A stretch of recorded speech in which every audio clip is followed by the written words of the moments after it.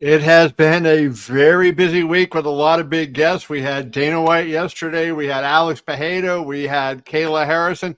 I don't know. Do we have the biggest of them all right now? Of course, we have the manager from Dominance MMA, who has four, not one, not two, not three, but four fighters on UFC 307 on Saturday in Salt Lake City. Of course, I'm talking about Ali Abdelaziz. How are you, Ali? Good to see you. I'm good, man. It's supposed to be five, but Mufsar Aljamain got injured. So I think you're going to hang in there okay with four, especially given the ones that you have. But I guess let's start with this. TMZ had kind of a scary story. You had an incident in Maui. Fill us in. Ottman Azaitar, he saved your life pretty much. I saw the video. It was really scary stuff. What happened? Yeah, I'm not a very good swimmer, and they kind of talked me into it. And at the end, it's supposed to be something to stand on because he showed me. When I went at the end, there was nothing to stand on, and I think I had like a panic attack or something. I couldn't breathe, and I started drowning. And Ottman was there. He grabbed me and he took care of me. I guess I owe this guy for the rest of my life. He saved my life. Oh It my really God. did. That was incredible. Yeah. What was it like in the moments afterwards? Like I was in a plane crash and we landed on the ground. The plane blew up in flames like about a minute after we got off the plane, literally burned to a crisp. So we knew, our lives had been saved that day. What was that experience like for you, knowing somebody, you were that close to being gone and getting another chance? It was like when I got out, I started laughing. I was like, that was me. I almost was gone, but it's weird. Like I feel since then, I feel a little bit different. I don't know what it is, but I feel something is maybe I didn't change. Maybe I don't know. Maybe it did, but I feel like I'm more observant. I'm not jumping. You know, kind of more patient. I guess I don't know what it is. Time will tell. But yeah, time will tell. But you do notice the extra shot you have. Well, let's talk a little bit. Let's start with Kayla Harrison because she's the big story. Kayla Harrison is fighting Ketlin Vieira, and the winner of that fight will fight for the championship against the winner of Raquel Pennington versus Juliana Pena, which is a co-main event on this card. Kayla has been in a lot of trash talking with these women. And I saw today at the media day workouts. She said she could beat all three of them on the same night. That sounds like she's been getting her lines from you. No, I think I believe she can. I listen, Kayla. I know she's a two-time Olympic champion. But she's a different animal. The way her discipline, the way she dedicates her time to training, she doesn't party, she doesn't go out, she doesn't do nothing. This is her life. She's an addict of being champion. She's an addict of success. You know, and when you have this kind of mentality, it's impossible to have two-time Olympic gold medals. She has two, not one. She has Right. two, right? And this kind of U.S. never have a gold medal, man or woman, right? 200, 300 million people. She's the only person ever did it. But I'm talking about she set her goal so high. Sometimes it make me nervous, right? What Right. happened if she fell, right? But in a way, she's one of one. She can beat three in the same night. I agree with her, and it's not trash talk; it's real talk. I believe we witnessing one of the greatest female fighter of all the time. She under the starlight, the UFC. She getting the PR she needed. She getting the big name fight she needed. She getting the promotion she getting, and she getting the UFC machine behind her. Now is everything feel a little bit different to her, and she know Holly Holm is a former champion. We respect Holly Holm, but she make Holly Holm look like an average somebody Right. from the street. No disrespect to Holly. I love Holly. In a way, I respect the champ. I respect all these young ladies, but they don't belong in the cage with her. Honestly, she's a different. She feel different. She touch different. She does. She can sweep you under your ground. She can take you down and smash your face. She can does a lot of things to you unexpected. It's not like a regular MMA fighter just take you down and hold you down. Right. She has so many tricks in her bags. She got the big elbow there. That's scary. Yeah, and you see her. She landed a head kick, almost knocked out Holly out last fight. She's not just a grappler. She's a all-around fighter. One of the things I wanted to ask you was, there have been a lot of comparisons between Kayla and Ronda Rousey because of the judo connection, right? They both were a medalist in judo. But it seems to me like, and you just referenced it, the Kayla's more advanced. She's more physical than Ronda was, and maybe has better overall game. But the one thing that Ronda clearly was better than any other woman, and nobody's really come close to her yet, was just selling the game and being a star. And you've had Habib and a lot of athletes have been at that high level and been stars. Does Kayla have what it takes to not only become the champion, but to lift the women's game like Ronda did to another level? I'm going to give you an example. She have one fight in the UFC. The champion talking about her, the contender talking about her, the media is talking about her. It was one fight. Can you imagine if Kayla have 4 fights? And Kayla's doing everything better what Ronda did. Ronda won a bronze medal in Olympics. No disrespect to Ronda. Kayla won 2 golds. Ronda have a UFC champion. Kayla will have a UFC champion. But the way Kayla's going to do it is going to be like Habib smashing people's face. Right. He's not going to be touched. I promise you. It's a fight. Anything can happen. Anybody can get caught. But right. I'm confident enough to say she's at a completely different level than all these young ladies. The only thing that concerns me from Kayla from the standpoint of going to that level where Ronda was as a star is what she's 34 years old, right? So she doesn't have youth on her side, right? She's got to do it fast. And so I would imagine after this fight, if she becomes in the title fight, she wins against Vieira, she gets in the title fight, then now the eyes are all going to be on her, and that's going to be the time for her to take that last step. Kayla likes to compete. She doesn't like to sit around. She could have sat around and got the next title shot. She said, I just want to stay busy. I asked the UFC, and they was kind enough to get Kayla Vieira. She took the fight. Nobody else wanted to take the fight. Even the champion, the contender, nobody wanted. You got to give Kayla Vieira the respect she deserves. But now is no way. Is no way she's not going to get a title shot after she beat Kayla Vieira on Saturday night. Let's talk a little bit about Roman Dolidze, and then we'll get into some other things. He's fighting Kevin Holland. Kevin Holland, always an interesting guy. A lot of fun, a fun fighter to watch. And I thought in the fight against Wonderboy Thompson, Kevin Holland stepped his game up. Like I thought we saw a better version of Kevin Holland than we had seen previously. Obviously, knowing that Wonderboy is primarily a striker. Dolidze, a very strong fighter. What kind of fight do you think that will be? And what is the plan for Roman? I think Kevin Holland is very talented, honestly. And I think it's going to be a very interesting fight. Don't forget Kevin Holland. It's a jiu-jitsu black belt, a legit jiu-jitsu black belt. But I think the grappling game Roman bring is a different kind of grappling. I grapple with this guy. He just got a different style of grappling. He catch everybody with different shit we never seen before. You see what he did to Hermanson, right? Yes. He does stuff off the wall. And I think, Roman fight at light heavyweight. He's bigger, he's stronger. But it's a great fight. This is why I believe they open in the card, right? Like you said, Kevin Holland never in a boring fight. Roman been here for 3 weeks. He's acclimated. Ramsey Nijm opened the door for us, and he's been training there. And I think it's going to be a fun fight. I don't think the UFC will put this on the main card first fight. It wasn't going to be a firework. I don't see this fight lasting 3 rounds. I just don't see it. I thought the fight that should have been on that card was Buckley versus Stephen Thompson, right? I think that was a really good fight too. But they're usually pretty good at knowing where to put people on cards, right? So I think there was a reason for the way they built the card. It's simple. See how many finishes this guy have. Calculated. I believe Kevin Holland and Roman got a lot more finishing than the other 2 guys. This is why they calculated. They are finishers. Interesting. Let's go on to a couple other things. You had mentioned when we were chatting via text the other day that the lightweight champion, the pound for pound king, unlike what Dana White wants to say and talk about John Jones, unlike what we're going to Islam Makhachev, the pound for pound champion, he's going to be back early in 2025. Is that the word, Ali? Yeah, this is the plan. I think Khabib dropped the news. This is the talk. We're talking to the UFC right now. We're talking about early, this year. He's ready. He have a small injury. He's recovered, and he never stopped training. He's been training the whole time. This is what kind of guy he is. He lived this and breathed this. He is the pound for pound number one fighter in the world.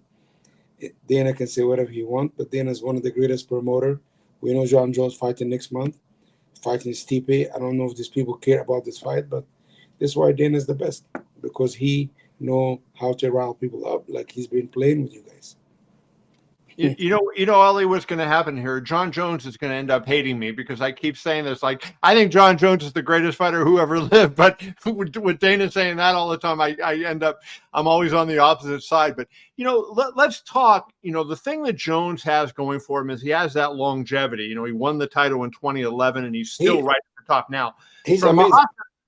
From Makhachev's standpoint, do you feel it's incumbent upon him to rack up a number of defenses and then maybe move up to, say, welterweight and grab another belt there?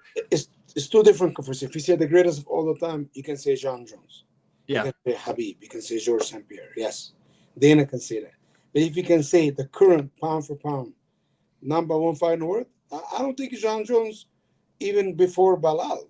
Honestly, I don't think he's before the guys who's been active. He haven't fought for 3 years. You cannot be a pound for pound number one. Well, he fought last year. It's 18 months. Yeah, but I'm talking about like in how many years? Like, he's had one fight in 4 plus years. I'll put Tom Aspinall before John Jones any day of the week. I think Tom Aspinall is one of the. I don't know this guy. I think he's one of the greatest heavyweight I ever see step into the cage. That's how good this guy is, and I don't think John Jones will ever fight him. I think he will retire before fighting. Wow. Me personally. Well, let me ask you this, because you've been around these athletes. You managed Habib. You've been around all these top. You're an athlete yourself, and so you know what it takes at that top level. And I always think there's something in John Jones that when the stakes are highest, he like Habib did against Conor McGregor, right? Raise his game. And do you see that same thing, say, in Tom Aspinall? Like, does Tom Aspinall have that little thing when the going's tough, when the stakes are high? Does he have that ability to step up? Do you see? But Habib, he beat Conor, finishes Poirier, finishes Gaethje, finishes someone else. He can finish him. Yeah. If you look at John Jones' career, he went to decision back at light heavyweight. Arguably lost some of these decisions, right? Not taking it away from him. If you stick long enough, you will lose. Somebody will beat you. And I think if he still stay long enough, Tom Aspinall, if I was him, why I gotta find a guy who just got here, ruin my whole legacy, or I'll get, I don't know, but maybe John Jones, you're right. He show up when the stake is high, when it's DC, when maybe listen. You can never doubt John Jones, but I'm talking about skills versus skills. Tom Aspinall right now will wipe the floor with anybody. This is for now. I don't think anybody's even close. It's going to be. I'll tell you what. I think the quality of fighting in the sport now is so much better than it's ever been. And so you turn around and when I knew we were going to do this interview, I was going to talk to you about Umar and say I think Umar is going to be the next big star. But there's so many guys that you think are going to be the next big star, and that tells me that the sport is really healthy in a good place. As a manager, as a guy that has a lot of professional fighters under contract, do you see that, and do you agree that the sport is in a really strong place right now? It's a new generation. It's like Umar come from Dagestan, but he's a striker. Everybody come from Dagestan as a wrestler. Yeah, it's a hybrid. Umar, one of the greatest fighters in the UFC today. People just haven't seen what Umar can do. I know Umar since he's 18 years old. It's a reason why people have been ducking Umar. It's a reason why UFC have Corey Sanhagen fight Umar, because number 6, 7, 8, 9, 10, nobody want to fight him, right? It's a reason now Umar supposed to fight for the title, but Umar said, you know what, screw it. I'm a fighter. I think I can beat anybody in the world. If Marab is not ready, I'll fight. I don't care. You understand? He's not gonna put his career on hold for nobody. You understand? Umar will. What is the word about Marab? Have you had conversations with Hunter or Dana? Listen, I think it's timing. It's timing. I think we're gonna see what happens. It's the UFC job to schedule a fight, but we have December, we have January, we have February. As you know, Habib's team, these guys, nobody will ever fight in Ramadan. I don't care how much money you paid him, $100 million. But if Marab want to fight in March, he know Omar cannot fight in March. You understand? It's. I'm not sure what's going on here, but this is for the UFC and me to figure out, and we're gonna figure it out. But anyway, Omar's just not gonna wait 1 year not fighting. So Umar's going to fight in early 2025, January or February. Omar gonna fight regardless. Somebody with Marab, without Marab, he got the next title shot. The UFC told me Omar is next. Now, by the way, I want to bring this up just so we're on the record. You're on camera. Look into that camera, Ali Abdelaziz. I'm going to be interviewing next week Islam and Umar, correct? Yes. Okay, so we got to get that. So people look forward to that because not only are we going to have Umar for sure. Islam, I have to talk to him. I haven't talked to him yet. Okay, so we want to get you on the record on that. So we got that down. One other thing I want to ask you about it on just a totally different topic. People may or may not know you're friends with Mike Tyson. Mike is fighting Jake Paul, 58-year-old Mike Tyson. He made a comment on a broadcast recently that he has trouble walking. Do you see Mike on a day-to-day basis, and what's your take on him coming back to fight? Listen, as far as I know, his training camp is going good. He's feeling amazing. Did I really want to see Mike Tyson fight Jake Paul? I would like Mike Tyson to put a hole in his head. I can't stand this guy. But in a way, who we are to tell Mike Tyson not to fight. You understand? Right. We who we are. Mike Tyson do whatever he wants. And I think Mike Tyson, win or lose or draw, one of the most recognizing figure in sports history. Anywhere in Africa and Asia and America, everywhere. And I think nobody have the place but his family to tell him to fight or not to fight. This is my opinion. Well, there's two things that bother me, Ali. And number one, and this is a small thing, but this fight is going to be viewed by over 100 million people because it's on Netflix worldwide, right? Yes. And they're calling, and Mike Tyson, like you just said, one of the greatest fighters in boxing history, one of the greatest, biggest, most iconic athletes in sports history. And the fight is called Paul versus Tyson. Mike Tyson's name should be first. Mike Tyson is the one that was young. Listen, if I'm fighting Mike Tyson, I want Mike Tyson's name to be better. Nobody who know who Jake Paul is. Jake Paul went to a PFL event. He got booed out of the building. Nobody gives a shit about Jake Paul. Honestly, nobody's. He can't sell 100,000 pay-per-view. The only reason he using Mike Tyson to be relevant, he's irrelevant. This is my opinion. But he knows how to make money, and I give him a lot of credit for that. Yeah, but in a way, he lost to a guy who was 4-0. He almost lost to Masvidal. It's honestly, bro, it's a gimme. I'm not into this shit, honestly, too much. But if Mike Tyson want to make some money and want to fight, I don't think anybody have the right to tell him not to, but his family. The last thing that bothers me, Mike and I are friends. I've known Mike for many years. The last thing that bothers me is I just hate the thought of a 58-year-old Mike Tyson getting hurt by this guy, right? I mean, if they were both 27 years old, you and I both know what would be happening. Listen. If he's 27 years old, this guy can even shine Mike's shoes. I'm serious. He will not even come close to Mike for an autograph. Let's be real, man. Honestly, if it was me, I never want to fight somebody this older than me. But he's weak. He want to prey on somebody older. But I never doubt Mike Tyson. He trained with my friend Rafael Cordaro. They're having great camps. They keep pushing it. And guess what, man? I'm all the way from Mike Tyson. If Mike Tyson go play ping pong, I'm a root for him. Let's end with this. One of my favorite people in MMA and a fun fighter to watch, of course, is Dan Ige. And Dan went into the history books with that fight. You guys were great on social media that night when you were making your way over to the arena, and you had the whole place going crazy. But what's up with Dan Ige, right? I think he deserves a big fight after that bout with Diego Lopez that he had. What's up with him? When are we going to see Ige? And what's the reaction been to him from people in the industry after what he did?